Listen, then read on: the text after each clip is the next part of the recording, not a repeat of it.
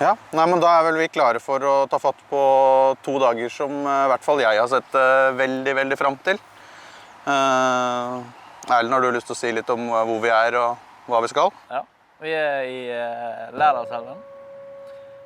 Vi skal fiske sjøørret.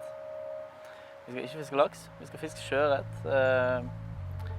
Og vi skal gjøre det sammen med Bjørnar Netteland, som har fokusert ganske mye på sjøørret de siste årene. Masse bra fangster. Og har en del, jeg skal kalle det litt ny tilnærming til sjøørretfiske, som jeg synes veldig spennende å kikke litt nærmere på. For meg så virker det som han egentlig litt på ørretskjøret for tiden. Og fisketeknikkene han bruker litt det samme som vi bruker på brunørretfiske. Så du kan på en måte si at det to verdener som kommer til å møtes litt I denne episoden her, og så blir det et fint samarbeid. Absolutt. Skal vi gå inn og ta en liten prat med han og introdusere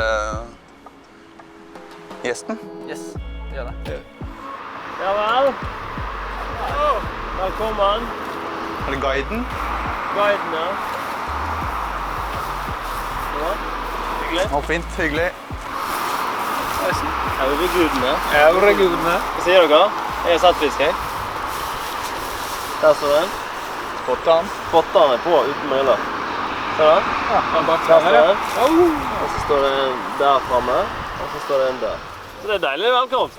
Nei, greien at siste 3 årene så har jeg begynt å utforske litt på sjøørretfronten, så jeg har jo vært litt på skumbiller, har blitt en greie. Så jeg fisker med Chernobyl Lens, og så fisker jeg litt med nymfe, men jeg har ikke peiling. Men jeg har jo fått fisk. Du har fått noe, så du gjør jo noe riktig da. Ja, men jeg tenker jeg flakser jo på, jeg bare prøver ting, og så har jeg fått noen nymfer av ham, men jeg ikke gjør. Men det her må det være å skikkelig knekke koden på akkurat det greiene. Ja. Hva var det som trigget deg til å gå fra det tradisjonelle fisket til å begynne å utforske litt det nye som du driver med nå?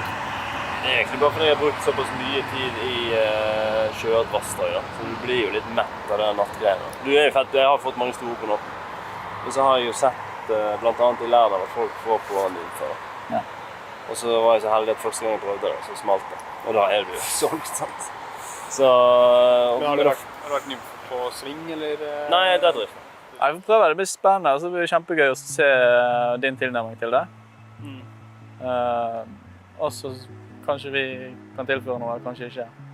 Jeg tipper det kan gå begge veier. Ja. Det greiene. Jeg har jo bare funnet ut av ting. Jeg har ikke lært det. Ja, det dritkult at du uredd og prøver nye ting. Det jo sånn fiske skal være, mener jeg. Jeg tror det blir bra. Dritfett. Jeg kan ikke garantere noe. Nei. Som jeg sa før det går, men Det jeg fisking. kan garantere at vi kaster på fisk, som vi ser.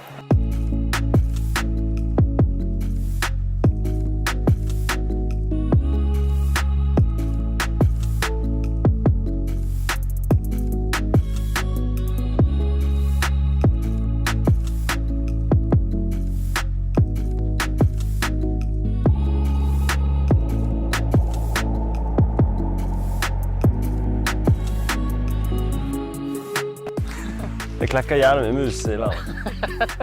Museklekking. Museklekking. Den ekstrem I Lærdal. Nei, Vi ser vi. snakkes. Lykke til da. Nei, jeg synes litt synd på det.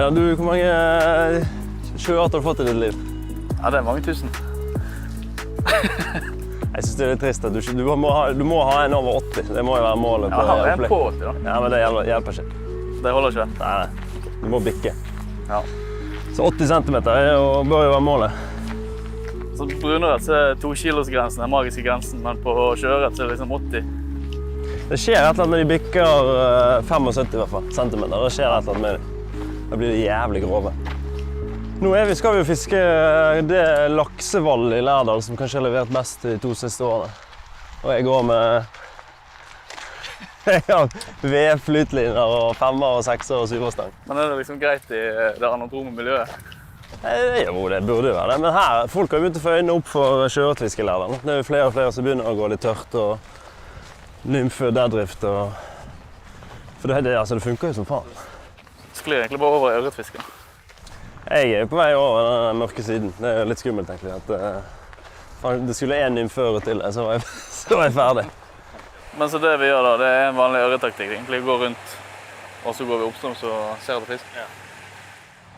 Målet er å få dem på deadrift, ikke? Nei, men vi må finne fisk. Og jeg er dårlig på å finne fisk, bare sånn det er sagt. Og da bare går vi... Jeg har jævlig dårlige øyne.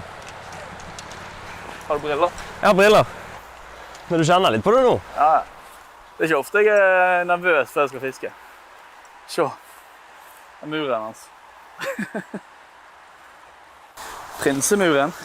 Er du litt sånn, hvis du ikke ser fisken, så gidder ikke vi? Neida.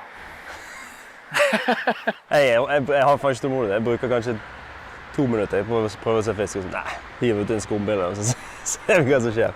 Ja, men altså, jeg skjønner hva du mener. Men jeg tenker jo at det man kan se i nærområdet, det ser jeg alltid over, da. Ja. Sant? Hvis du ikke ser fisk der, da må du gjerne kaste så langt, eller dit du ikke ser. Og da er det jo ett fett, og enten skremmer du det, eller så får du fisk. Ja, det er fisken, da. Rett foran den der... Ser du det? I den lille gropen her. Ja, Ja, oi, oppi der? ja. Mellom de to... Ja, jeg skjønner hva du Er det mener. en fisk? Den Den er stor, da. er alt for stor. Er det? Er det en fisk? Jeg vet ikke. Den er jo en meter lang. Det kan ikke være en fisk. Vi snakker om... Ja, det kan være Det fisk. kan faen være fisk. Ja. Hvorfor ikke det er fisk? Spotter han? Ja.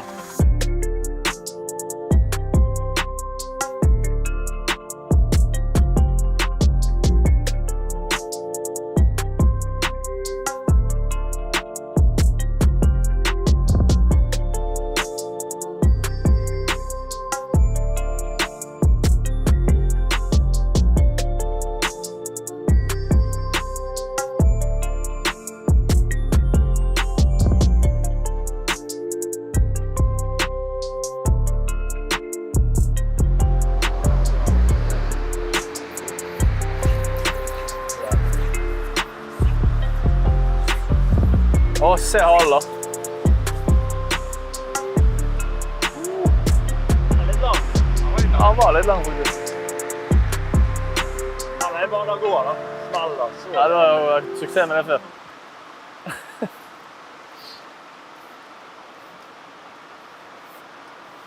Ja, den var litt lang.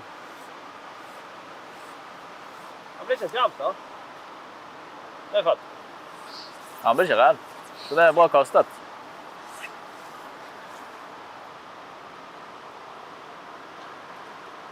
Hva var det for en lyd? Ett kast til og sånn info, da. Ja. Det eneste jeg er redd for, er at han må ha lengre flyt. Men hvis du tar lengre flyt, så er jeg også redd for at du skremmer. For da må du så langt oppstrøms.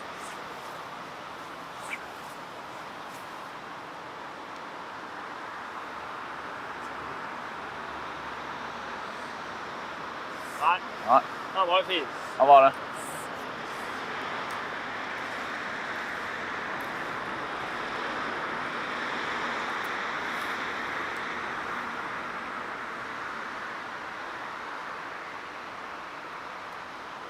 Du føler deg veldig dyktig. Du må bytte flua. Skremmer ikke fisken eller noe. Kaster bra. Du kaster veldig fint.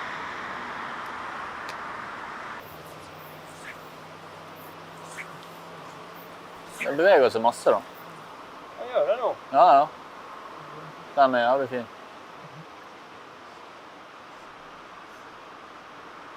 Helvete, da er det troen. Satan. Det har vært med noe tilslag usett. Ja. Siste.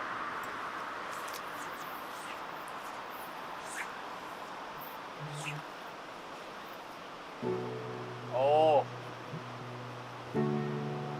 Ja. Beveger ikke han seg? Må du faen ikke si ja. Hæ? Helvete. Kanskje du kan bevege seg? Han snudde jo hele framre del av... Andre del av trynet. Han blinker med øynene. Nei, jeg synes det der var en stor bevegelse. Så det er den største bevegelsen jeg har hatt hittil. Det ikke bare var en strøm da, så kommer... Nei, jeg vet ikke, jeg synes det er sånn jævlig bevegelse. Kanskje bare en villelse. Oi, oi, oi. Åh. Se det da. Ja, der tok han. Ja, vi tok han faen. Oi, helvete! Der tok han faen. Der tok han faen. Oi, Jeg skulle til å si det, men jeg torde ikke siden jeg sa det første gang. Oi, helvete! Oi, helvete! Oi, det var fisk. Ja, det er kjempefisk. Oi, helvete, det er mye steiner ute der. Ikke lina. Det her er helvete. Ok, hva i helvete? Nei! Ok, det her, hvor stor er denne her? Ja, denne er 6-7. Oi, helvete, dette er sjukt! Oi, helvete, dette er sjukt! Nei, se da! Hva skjer? Å, fy faen! Hæ? Hva er det som skjer? Hva er det som skjer? Jeg har syvårsdall, liksom. Har du brems på? Har du brems på? Det er laksa, hva faen er dette? Oi, helvete, dette er sjukt! Jeg kommer faen aldri til å gå bra. Å, fy faen! Oi! Mininymfen 0,23. Å, fy faen. Åh! Var det sånn? Hva er dette? Han var ikke så jævla stor. Jo, han er dritstor. Jeg så bare at det forsvant. Ja, Så jeg bare jeg holdt på å si ja igjen, men jeg torde jo faen Oi, ikke. helvete. Oi. Faen, det lim så henger en spenn igjen. Ja. Mest vanlig, men det er ikke bra. Det der, da. Jeg har ikke sitter limt i munnviken. Dette er ikke fett. Jeg må ha mer line inne hvis han skal ut. Se sånn. Å, fy! Det er for meg zipline. Jeg har ikke lyst til at han skal utfor med så mye line ute.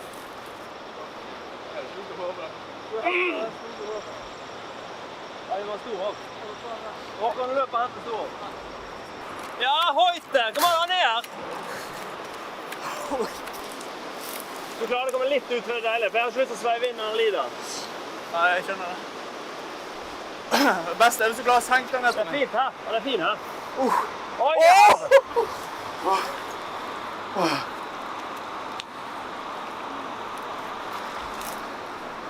Å, fy faen. Ja da.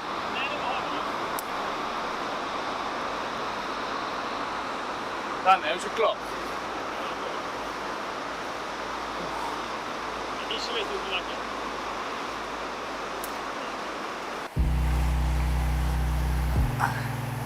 Ja da.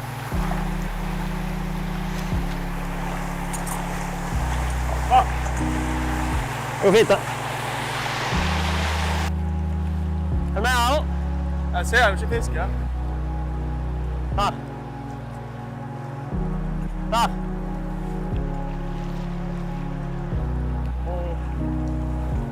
Nå må du ha den. La oss slippe den nå. Bare kom lenger opp.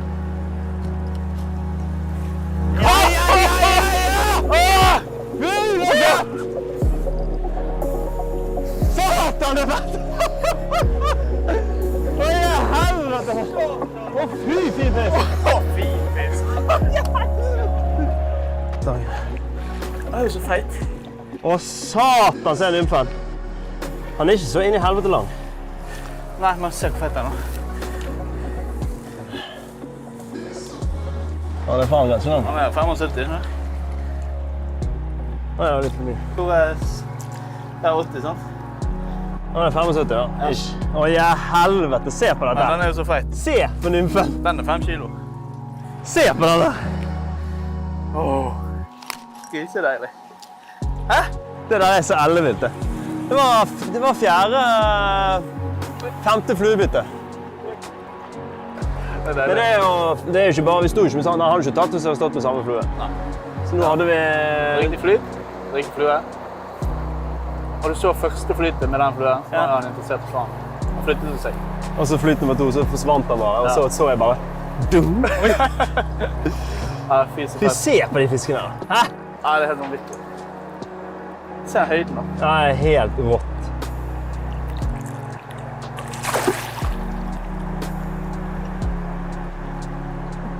Aurefest!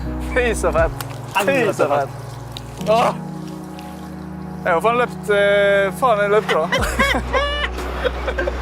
Når jeg kom, så sto jeg litt i landet, helvete. Jeg skjønte det, så jeg begynner å gå mot rekken, så har jeg ikke sjans. Jeg klarer ikke å holde. Men det er så, hvis du står nærmere når du går ut, så er det ikke noe problem. Da kan du bare... Hva spisser du nå da? 3x? 23. Ja, 2x. Nei, 2x. 3x. Det er 2x. Ja. Fy faen. Sesongen er reddet. Det er bare å gå på.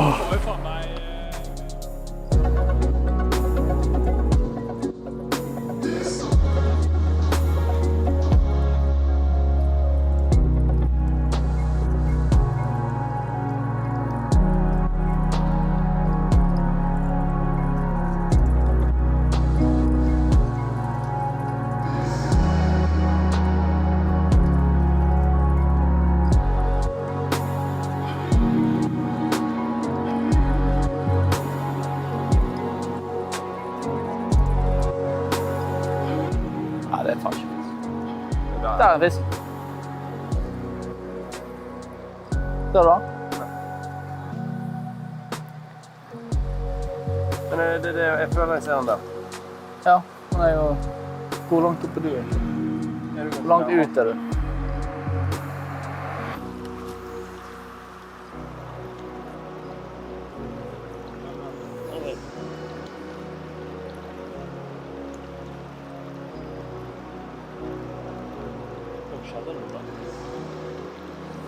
Jævlig vanskelig å ikke se selv hvor han er. Jeg har ingen referansepunkt av elven eller.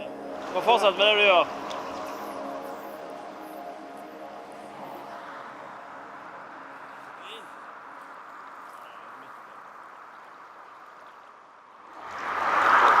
Ja, du har! Kom an! Ja, du har.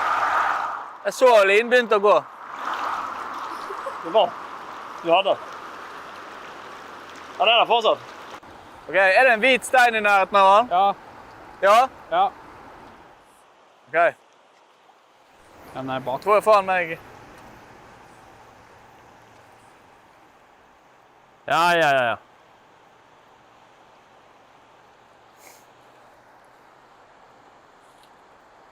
Nei, ingenting.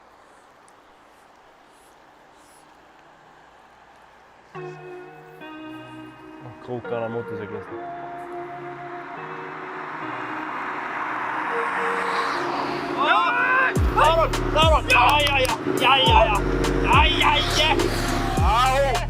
Wow! Yes! Yes! Satan, det er fett av! Wow! Wow, det er fett. Yes! Ja, bare jeg så den hvite steinen, for hvis det kommer. Ja, hva i helvete gjør jeg nå da, liksom? Hva faen gjør jeg nå da? Jeg kan ikke gjøre noe, jeg kan ikke gå ned. Det går fint som faen, det. Ja, fin da. Ja, det er fint som faen. Da over med da. Satan, det. Satan. Fy faen, vi har knekt god. Hvis det ikke er skremt, så er det bare grunnet. Denne tok vi vel jo. Den er ekte. Original.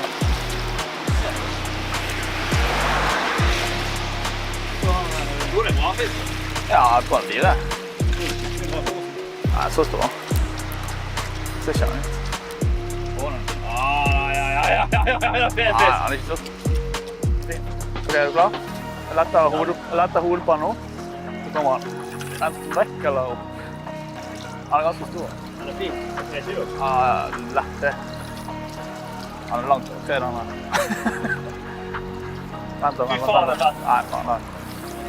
Skal ha seg en runde. Ja, skal vel ha en liten runde. Han er feit denne. Hodeknekking, Han er feit denne også. Hvis han ikke... Spot han! Hvis han ikke er skremt, så er det bare grønne. Nei. Det er helt fisk. Ja, han er tung, faen. Jævla stygg beina. Er det det? Oh, shit. Ja, trykk i sporet. Jævla stygg. Du skal litt nærmere. Ja, men så... Gå opp der, så er det deilig. Ok.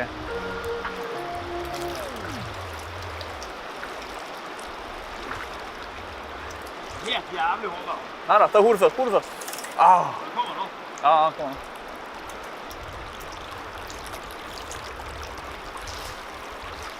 Fy faen er han nå? Foran deg.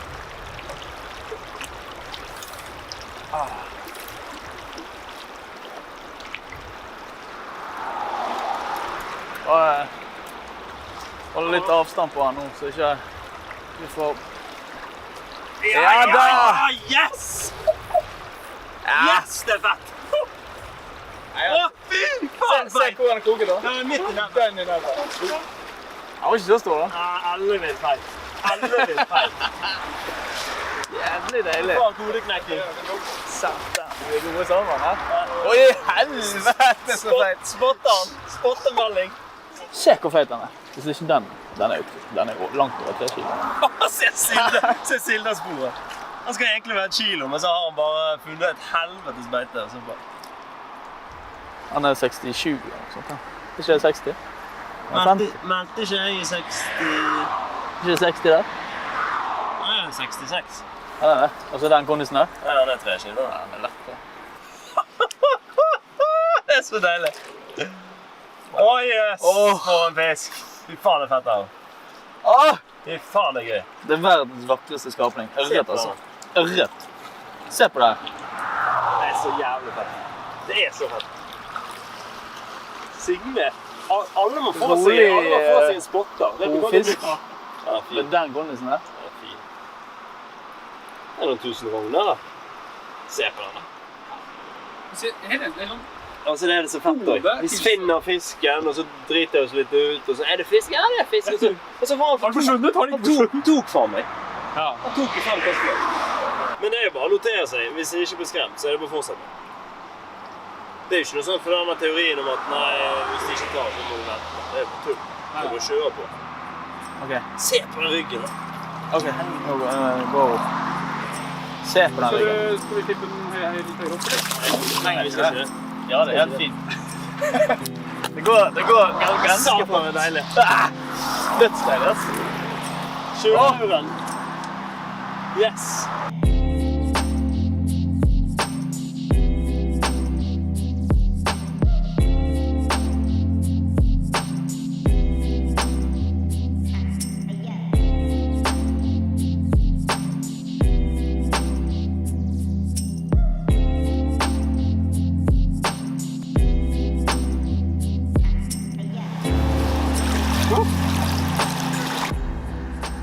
Hva tenker du om Lida og sånt? Jeg er jo litt der at jeg gjetter jo bare. Sånn som hvis jeg hadde fisket alene, sånn som i Aurland eller her nå, så hadde jeg hatt kanskje 2 stanglengder ned til... Jeg snakker ikke om X, det gjør du. Jeg snakker om ned til 23. Ja. Ikke? Det er jo jeg har vært ned på 0,20 også. Ja. Men jeg vet ikke, det er ikke sånn at jeg kan se, altså, åja, her må jeg ha 0,20. Nei. Jeg bare føler at, ok, helvete, nå er det blankt. Det er jo ikke, fisken er jo kjempelettkant. Ja. 2 stanglengder minst, vil jeg sagt da. 2 stanglengder? Ja, minst. Altså, jeg kommer til å gå litt over 2 stanglengder. Men hvis du er der at du ikke klarer å strekke 3 stanglengder, er det krise? Du klarer ikke det med de bustefluene vi har her. Nei. Er det Det er ikke krise. Det er ikke krise? Nei, for du får bare friere drift. Da får Strekke, strømmen lov til å jobbe litt med fortere, men uten at det påvirker fluen. Ja. Så det er ikke noe krise. Når det gjelder tykkelsen, så vil jeg akkurat nå, vi diskuterte det akkurat, jeg gikk med 2X. Ja. Så velger jeg faktisk å gå ned på 3X da. 0,20 i stedet for 0,20. Det høres jo jævlig, i hvert fall for en laksefisk, så høres jo 0,23 helt dust ut. Ja. Hvis du har en, jeg har jo faktisk 7-stang nå. Men hvis du har en 7-stang eller 6-stang og prøver å slite det, klarer det faen ikke. Nei. Men det er jo steiner, men her er det ganske snilt.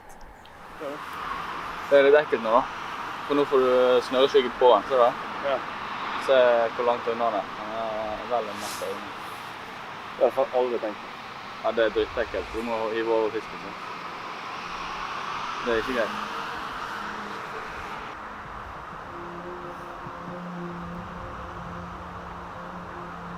Vi ser den.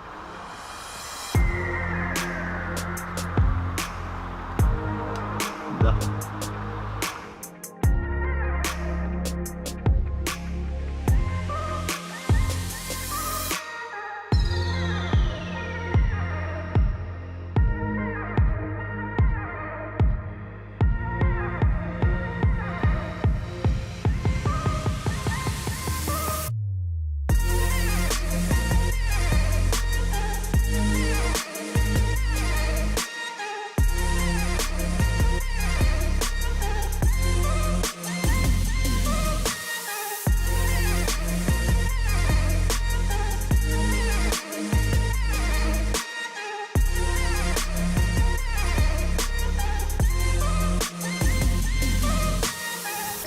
Du er jo litt der at du er ikke sånn tørrfluefanatiker. Nei, jeg fisker med det som er logisk for situasjonen. Ja. Det vil si, feeder de på overflaten, så ja, selvfølgelig hiver jeg på tørrflue. Men de her feeder er mest sannsynlig ikke under De feeder er ganske tydelig mye mer under vann. Ja. Har du tror de feeder under? Jeg tror disse feeder er ganske bra, selv om det er sjøret. Ja. Jeg tror ikke de gidder å stå her og ikke plukke den nymfen som kommer forbi. Du ser jo det. Tror du, altså en sånn nymfe som det der, provoserer jo ikke fisken noe nevneverdig på. Jeg tror han tar den som en hvilken som helst døgnflue eller steinfluenymfe. Ja. Det er fett. Dødsgøy. Ja, men det er jo supervisuelt fiske. Det er jo sånn at tenker tørrfluefisken som ligger på overflaten og oppå der, ja, det er fett. Men du står og ser på fisken. Se alt som skjer. Og så ser du hvor nymfen er, og så bare utslag og så... Altså for hvilken som helst ørretfisker så er det dette de reiser til New Zealand og gjør 70% av tiden. Dette her? Det er dette her. For fisken spiser jo... Du bare reiser til lørdag i stedet. Ja.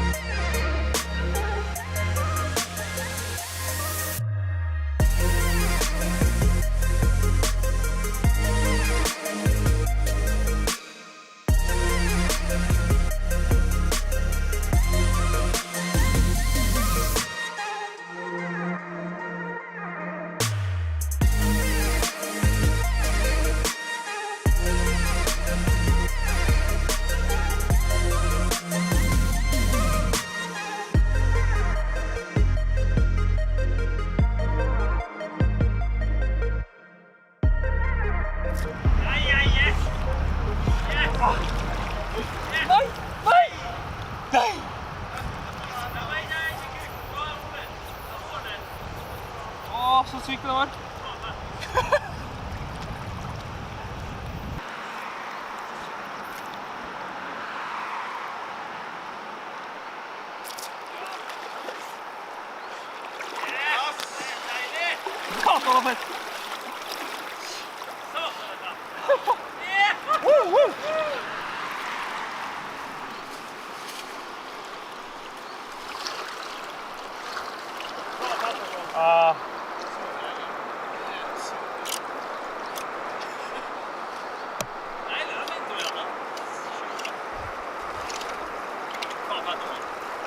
Det blir ikke 10 kilo. Ja? Ja, men det står 10 fisker over 5 kilo, men det er fin den også. Ja. Ja, fy faen, det er deilig det. Hæ? Helt sinnssykt fisker. Det er taket der. Ser du bra? Oi, oi, oi. Jeg ser den. Skal Håvard Håve? Nei, nei, nei! Jeg liker den. Den er uten motor, det også. Ja, det er sånn som Det er det. Oi, helvete, den er dobbelt.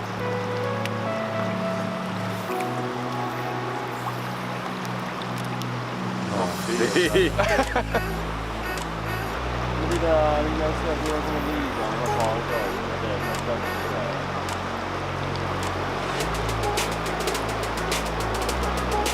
Jeg har ikke trodd at jeg hadde et sånt skrin til dette. Hæ? Sunray med flash. Det blir rekord disse dagene, jeg lover deg. Grattis. Oi, helvete så svær han er. Du står liksom der og kjører fisk. Så ser jeg opp på deg, og så legger jeg kast. Så ser jeg flyten mitt til OK, liksom. Så ser jeg opp på deg igjen. Tenker jeg er svær, liksom. Og akkurat det til å snu meg tilbake, da bare strammer det seg opp. Jeg er sikker på at jeg hadde øyekontakt med deg når jeg tok. Du bare... Og så... Og så har vi jo sett på den i 2 timer, så jeg visste at det var monster. Dette er så sykt stille. Dette er så stille.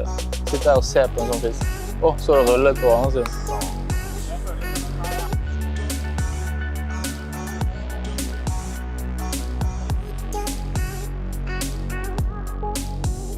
Nå kjører vi fisk, ass. Ja. Helvete. Nakke, eller?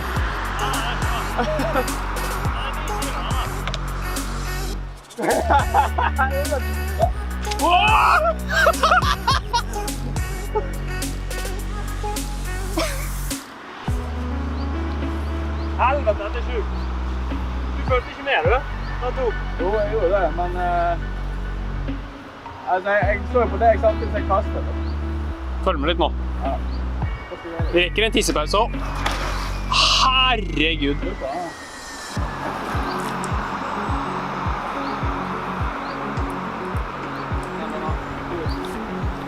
Nei. Du må ha litt opp, ellers får du ikke dritt. Ja, helvete, det er sjukt.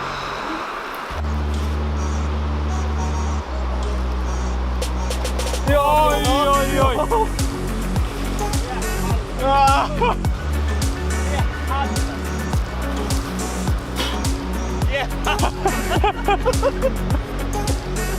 Oi, helvete. Du faen har det pent. Jeg bandt den til deg, da. Nei, det er lengre. Det er helvete. Rekord. Rekord? Det blir rekord disse dagene, jeg lover deg. Oi, helvete så svær han er. Ja, det er svært. Han så på meg. Han så på meg. Å, fy, han er fin. Han er helt ellevill. Den er mer 80, denne. Ja, det er godt. 86, 87. Ja, 86. 86. Oi, oi, oi. Rekorden! Oi, helvete. Dette er et ellevilt fett fiske. Se det Hvorfor ikke flere som gjør dette? Se det store hodet. Kastatrynet. Ja. Men den har vi faen igjen. Ja. Du måtte treffe faen med 10 centimeter sønn. Så du utslaget på det? Ja, nei, jeg kjente utslaget, for jeg hadde fullt med dødt. Ja, men så du at han gikk Jeg og... kjente utslaget. For han har ikke gått en meter. Han gikk ikke vekk her. Han åpnet bare. Yes! La vi gå, eller? La vi han gå her, da! Se Vi skal ikke røyke den, da. Se over. Helvete. Ja, la gå. Jeg har lyst til å gå opp og se hvor han stiller seg. En gang til. Nei. Åh! Oi, oi, oi! Oi, helsike. Han stiller seg her. Hva er det? Fy faen fin. Grattis. Takk. Jeg fikk deg en klem, men det er ikke lov i korona til. Koronas. Det skjedde det som skulle skje, da. Klarte det. Rekord. Ja. Det er så fett. Det er så jævlig fett. Det er fortjent, da. Helvete. Hvis det er en som skal få en kjøre på Volti, så er det kanskje Erlend. Ikke? Jo. Du kokk 12. Kokk 12. 3,8 mm hode. 3X? 3X. 3X. For å komme ned. Begynte med 2X. Funket ikke. Du var heldig, det skal jeg si. Heldig at han var så snill. Da. Han var snill. Han hadde 2 hopp bare. At det var bra ikke var broren til min. Det hadde vært et helvete. Det var nok fare. Du får et ellevilt fiske. Ja, det er helt sagt. Jeg har gitt meg. Jeg er ferdig. Er det går an å ta patent på nymfefisket på sjøørret? Dette må jo ta av. Hæ? Det er aurefiske. Det er ikke sjøørretfiske. Nei, det er aurefiske. Det er aurefiske. Fikk han nå? Oi, Det er helvete. ikke så stor nå lenger. Nå er det 2 kilo. Ja.